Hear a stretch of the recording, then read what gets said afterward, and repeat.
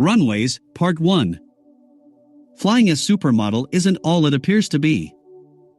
By M. Storyman X, listen to the podcast at Steamy Stories. I had to find something to do when I got out of the military. Something that I loved, something that I wouldn't mind doing while I collected my military pension at age 40. Yeah, I know, retired at such a young age. But the military game is a young man's game, and even with over 7,000 flying hours, youth still trumps experience in the flying game. As you get older, your body just can't respond like it used to. As a result, I just couldn't keep taking those high G maneuvers. I convinced the bank that I was a good risk, purchased myself a used Beech King Air 200 turboprop, and set myself up as an executive charter service. Life was good. Business was thin. On more than one occasion, I ended up sleeping in my own airplane rather than getting a hotel room, just to try and save some money.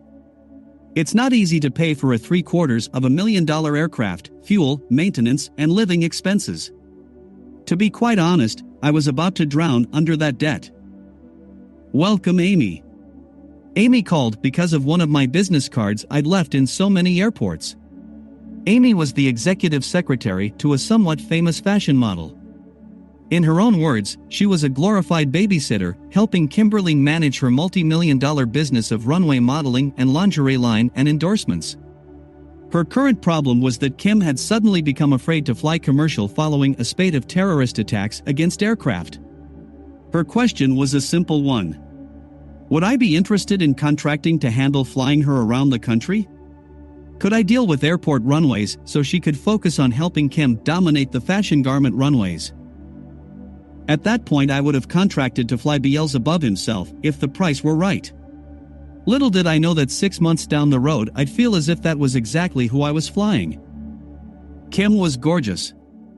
Of course she was. She was a supermodel. At 30 she was on the long side of it, but then some continued to work well into their 50s, with the right skincare and constant workouts and such. Kim flitted from city to city, rarely spending more than 2 or 3 days in any one place. She had a beautiful 20,000 square foot home, which she seemed to rarely be in. She could walk the walk and talk the talk and sell sexy little lingerie like she was selling snow to Eskimos. Unfortunately, her looks is where nice stopped. She'd started to believe her own hype.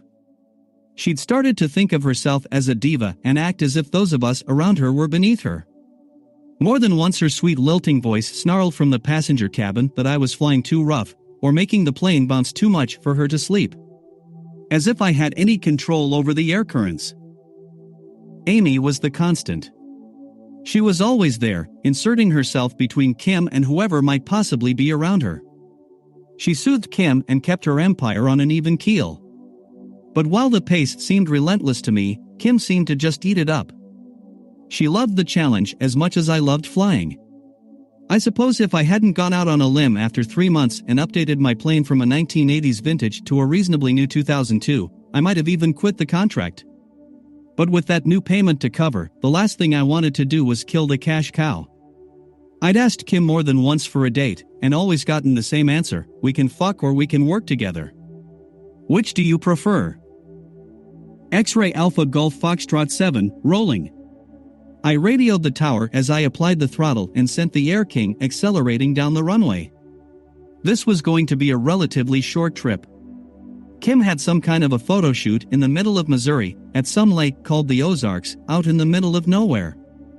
All I knew was it looked like a winding snake on the map and had one small airport close to where the shoot was that had just enough runway to sneak in if I went in light. In only a few short minutes we were climbing through 10,000 feet, winging our way from Chicago over the Midwestern landscape at nearly 300 miles an hour.